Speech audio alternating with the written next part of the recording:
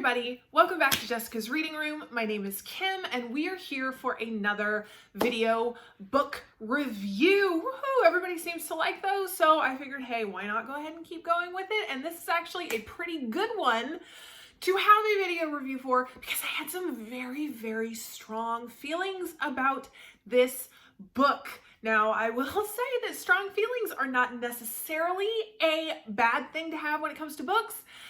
Unless, of course, you didn't like the book, in which case it's the book we're talking about today. So yes, I had some very strong feelings about it, and yes, we're going to talk about it. But unfortunately, I'm just going to tell you right off that this was not my favorite book. In fact, I really didn't like this book at all. I know, I'm sorry. I don't like giving negative reviews, okay? But like I said, I mean, this is like a very strong feeling negative review. And so that means that we get to talk about lots of really fun and not so fun things. Yay! Okay, so I will say that there are going to be spoilers in this review. However, I'm going to let you know when we get to the spoiler section of the review. So those of you who have not read it, who actually plan to read it, can stop the video and just go and decide to read it. Those who already have read it or have just decided that they're just not going to read it, you guys can keep watching, that's fine. But I will let you know when we get to the spoiler section. I will make sure I talk about everything that I possibly can without giving any spoilers away so you can get as much information as possible. Then I'll say, hey, spoiler time, so you can stop the video. Sound good? Awesome. Okay, so we are talking about The 10th Girl by Sara. Now, I have such mixed feelings because this cover is amazing. Honestly, this is another one that's going to end up in the most gorgeous cover tournament series 2, right? Because we already had the first one. Okay, yeah, so series 2. This cover is, I mean, look at it. It's beautiful. It's absolutely gorgeous. And that's part of the reason why I actually wanted to read this book. This was actually the book for my neighborhood book club. I saw it, saw the cover, read the description, said, hey guys, this looks really good. And everyone else said, hey, that's a great idea. Let's go ahead and read it. The synopsis actually sounds so good. We're talking about a girls' school down at the very tip of Argentina. Apparently that's like down at almost the very tip of South America where there's ice walls and mountains and glaciers. And apparently this school is actually built into the side of a mountain. So it's like all rock. It's all made of rock. And I mean, from what I got about the description, it's almost like one of those Pueblo Indian type villages where, you know, you've got a village that's built in the wall and you just take these little staircases from one building to another. That's the sense I got. And oh my gosh, it's cursed. So you know I was not actually going to pass this up. Okay, so had such high expectations for this book. All right, we get to the point where everyone shows up for the reopening of this school because 60 years ago, it had to close down because everyone came down with this virus. There were only a few survivors. Oh my gosh, what's going to happen this time at this school? Strange things start happening. Ghosts start appearing, and oh my gosh. So see, we're off to a really good start. I was all prepared going, oh my gosh, this is going to be like my #1 book of the year. How much do you want to bet? Thank goodness I didn't bet anything because it's not. Okay, so first, it did start out a little slow. I will admit that it did start out and I was like, huh, is this gonna speed up a little? Maybe, okay. It is set in 2 timelines, which also got a little confusing at the beginning because one is like 1978 Argentina. Let me give you correct information before I end up giving you 1978 Argentina. And then the other one was just 2020. And I was like, well, that's a really big time difference. What the heck? But the timelines are all overlapping. So it just starts getting really confusing. And then I will also say that the 2020 timeline, who is Angel, I'm not gonna lie to you, for the first 3/4 of the book, I thought Angel was a girl. But but apparently Angel is a boy. Like, I got to near the end of the book and I'm going, wait, who is this person? So I legit thought that Angel was a girl, like the entire book. And then near the end, I'm like, oh, actually, I guess Angel's a boy. Okay, all right, great. Okay, all right, fine, whatever. And so it was just little things like that that just got a little confusing. However, still was going along. Once we got past the very beginning, it actually started to speed up a little. I was starting to get really, really into the story. We have some rather scary ghosts that show up. The house itself is super creepy, and it has all the makings of being this really great gothic horror tale. And you guys know that I'm a sucker for a gothic horror tale, okay? So I'm just sitting here going, okay, yes. And I knew that there was supposed to be a twist, and I was like, oh my gosh, I can't wait for the twist to get here, and it's gonna be really good. I mean, like I said, I was actually enjoying it. So we're at the part where I'm still thinking really good things about this book. I will admit that yes, there were times where I was like, we're talking about, a lot of description, a lot of really lofty language, and it's just kind of sludging along. I was enjoying the story, but yet it still felt like, I was walking through soup to try and get wherever it was we were going. And it honestly, it has the makings of being this really, really great story.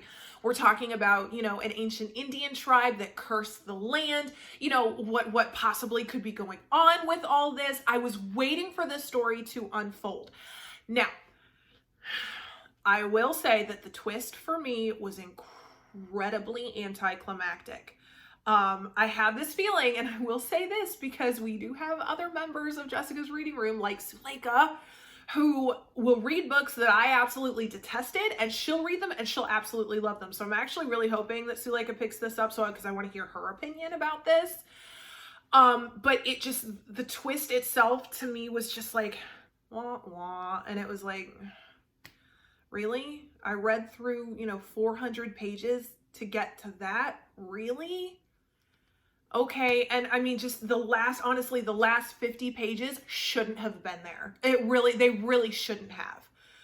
And right before the twist, things that you thought were kind of sort of the twist were kind of being thrown in, but yet they didn't explain everything. So it just, so I mean, the suspense factor was there. It's just, I will say that honestly, the fact that I gave this a 2-star really should tell you, for those of you who actually are planning on reading this after reading the review, oh, excuse me, my nose is doing weird things. Anyway, for those of you who are planning on reading the book still, the 2 stars will tell you everything you need to know, that the ending and the twist for me was really.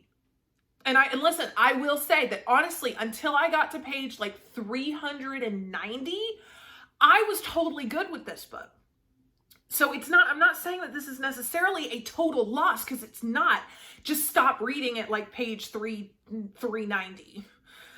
I will say that unfortunately, I did have to give it 2 stars. I will talk about it with the spoilers for those of you who are curious as to why. But I mean, honestly, the characters were actually all really good, though I think there's something wrong with me, because there's this one character who from the beginning, he's like really bad acting, and like you're not supposed to like him, and he's really horrible and, sexist and cruel and all this, and I kind of liked him from the beginning. So I think there's something wrong with me and with my perceptions, because the fact that I liked him when I really wasn't supposed to. Yeah, we all know that I'm weird. It just keeps coming out, and I keep surprising myself with it, if that makes any kind of sense. I don't know. Anyway, so the characters were actually all really good. The mystery was getting all really really in depth. I wanted to know more. I wanted to see what all was going on. How is this curse going to play out? What are they going to do to lift the curse? What the heck is going to happen? And then it just went,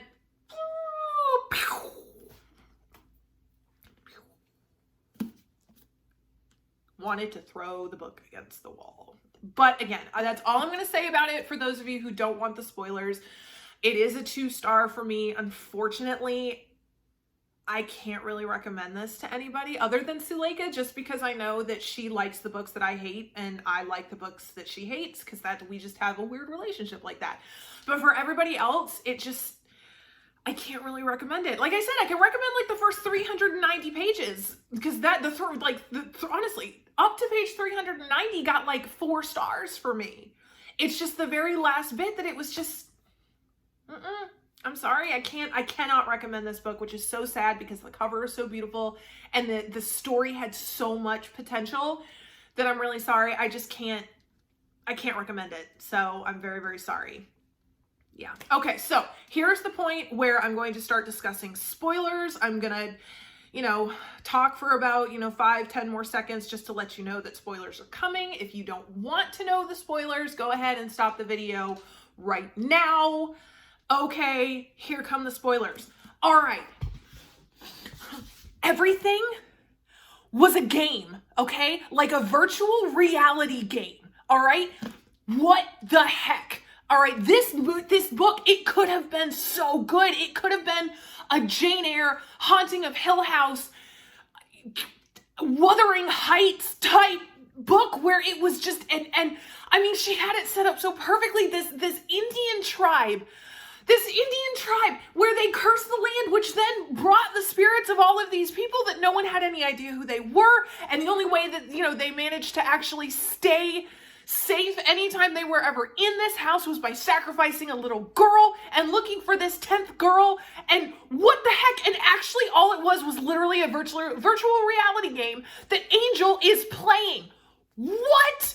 I mean, and even then, I would have actually been okay with it if they had ended it right there. It was like, oh my gosh, okay, virtual reality game. I would have sat there and said, oh my gosh, well, that's really weird. And okay, fine, I can't really say that I like that, but okay, all right, that's fine. It's a virtual reality game. If that's how she wanted to end her book, okay, fine. I mean, if that virtual reality game existed here now, you know what? I would be playing it because it sounds fantastic. Going to this school and the players are all the others haunting everybody, trying to figure out what the heck the mystery is, and the Indians have absolutely nothing to do with it, and etc.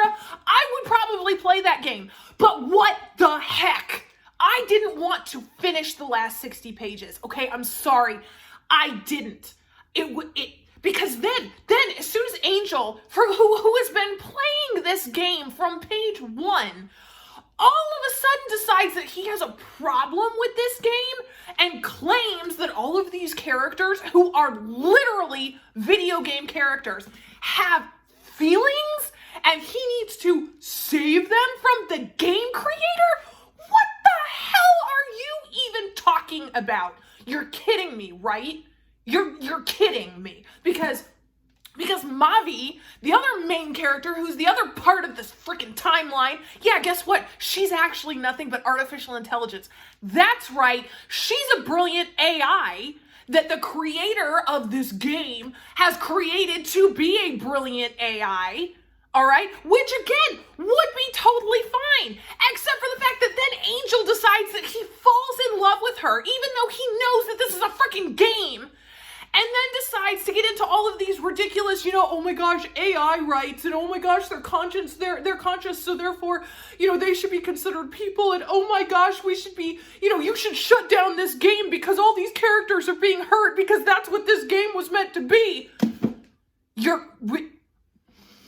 Obviously, Sara Faring is not a gamer, okay? Because yes, and that's another thing, is that while the last 60 so pages, yeah, her contempt for gamers comes out like you would not believe, okay?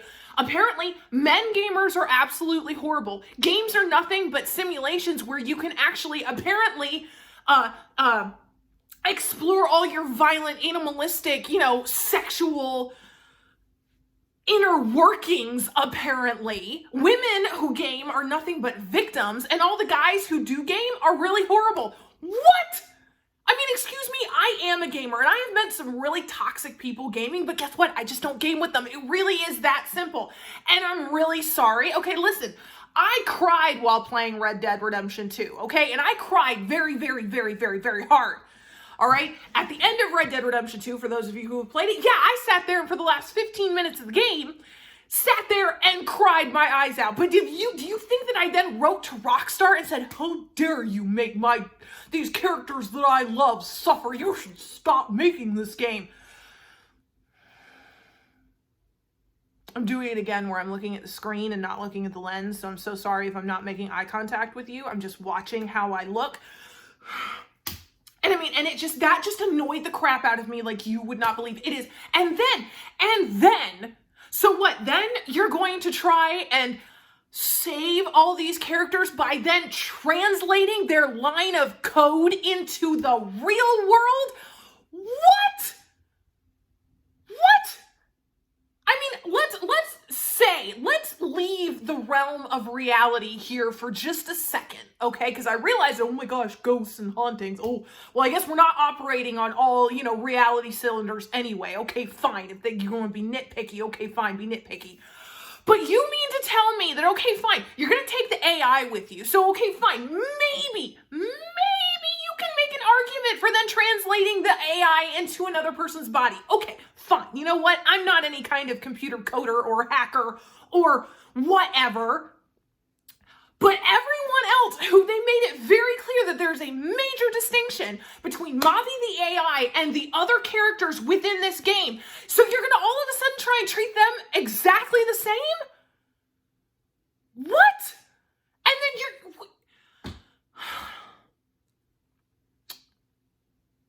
Okay. All right. See? I got all worked up because it was really annoying. Because I, as a gamer, was actually incredibly insulted, all right, that I and my kind were going to be stereotyped as the kind of whiny idiots who can't actually accept reality in any way, shape, or form. And you want to know something? All right, when I play Red Dead Redemption or any other game, I do it because I enjoy it. All right, this is not some kind of weird PTSD thing that I'm trying to work my way through, and I'm doing it by shooting everybody on the screen in Red Dead Redemption 2, okay? That's ridiculous. If I shoot anybody on Red Dead Redemption 2, it's because they freaking deserve it and annoy me. That's why. And you know what? Fine, maybe you can make an argument for this ridiculous, oh my gosh, video games cause violent behavior in children, and oh my gosh, yeah, guess what? There are those of us who have gamed our entire lives, and we haven't ever shot anybody. Okay, all right, so see, like I said, really strong feelings about this, and it really was ridiculous. I have not had these kinds of negative feelings about a book since the Red Queen series by Victoria Aveyard. Oh my gosh, see, I'm so upset I can't actually even talk. Since the Red Queen series by Victoria Aveyard. That series also drove me nuts, okay? Okay, fine. This one, oh my gosh. And if it wouldn't have been a problem if the rest of the book hadn't actually had the potential to be so fantastic. And then, okay, there was something else that really annoyed me because I was already annoyed by this ridiculous twist, okay? They're going to do this ancient Indian sacrifice to try and protect themselves from the others. All right? Okay. You want to know what language this ancient Indian sacrifice ritual was written and performed in? Yeah. Latin. No, not Spanish. Not some kind of ancient Indian language. No. The ancient Indian sacrifice ritual was performed in Latin. And I even looked it up, okay, because I thought it was Latin, but then I was like, okay, just my luck, this is going to be some kind of weird variant that looks a lot like Latin, but isn't actually Latin. No, I looked it up, and yeah, it's Latin. Do I look like an idiot?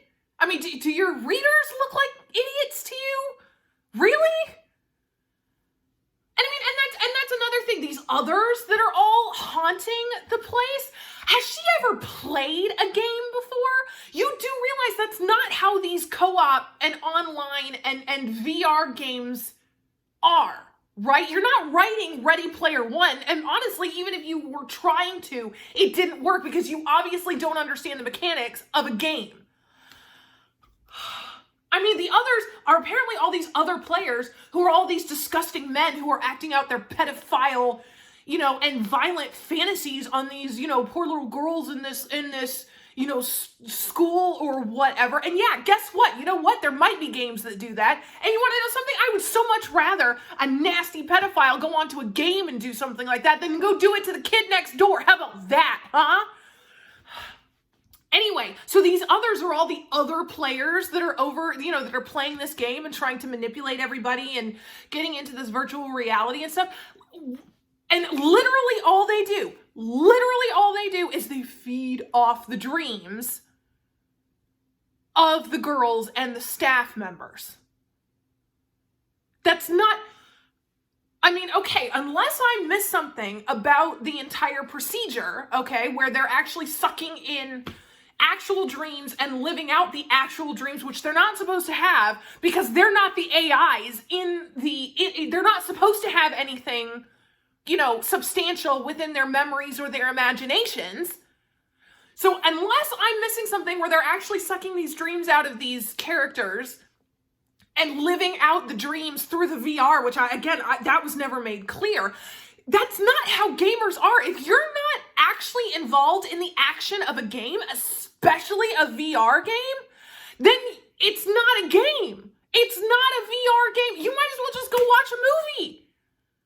I mean, apparently, again, Sara Faring apparently has never actually played any games, whether it was an online game, co-op game, or a virtual reality game. What the heck, girl? What is it with these people writing about stuff that they have no knowledge about whatsoever? And okay, fine, listen, you want to waste your life doing all this ridiculous, you know, AI rights and oh my gosh, AI should be treated like people too. Fine, you know what? You waste your life and go ahead and do it. That's fine. But don't be an idiot, okay?